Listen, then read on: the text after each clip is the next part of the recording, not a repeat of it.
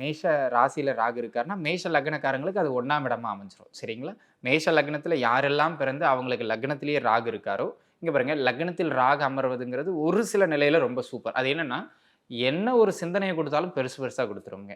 இப்போ ஒருவர் நல்லா முன்னேறி போய்க்கிட்டே இருக்கார். இப்போ அவருக்கு ராகு திசை உள்ள வருது. மேஷ லக்னத்தில இருக்கார். ஜென்ம ராசிக்குள்ள இருக்கார். இந்த ராகு சுப ராகுவா இருக்கிற பட்சத்தில, அதாவது குரு, சுக்கிர தொடர்புல இருக்கிற பட்சத்தில, தொழில எப்படி அடுத்த கட்டத்துக்கு கொண்டு போகிறது? பொருளாதாரத்தை எப்படி விரிவுபடுத்துறது? ஒரு செயல செஞ்சு எப்படி நம்ம வைரல் ஆகி பெரிய ஃபேமஸ் ஆகுறது?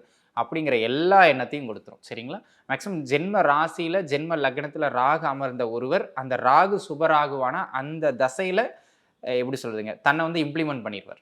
ஊருக்கே தெரிஞ்சிருக்காது. ஆனா அந்த தசை வரும்போது அந்த மாநிலத்துக்கே தெரியிற அளவுக்கு ஃபேமஸ் ஆயிருவார். அந்த மாரியான ஒரு மிகப்பெரிய ஏற்றத்தை அந்த அந்த ராகு கொடுத்துருவார் மேஷ லக்னத்துக்கு.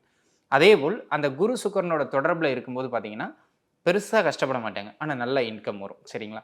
பெருசா சிரமப்பட மாட்டாங்க. ஆனால் அனைவராலும் பேசப்படுவாங்க. அந்த மாரியான ஒரு யோகம் மேஷத்துல ஜென்ம லக்னத்திலேயே ராகு அமரும்போது, அந்த ராகு சுப ராகுவா இருந்தா கிடைச்சிரும்.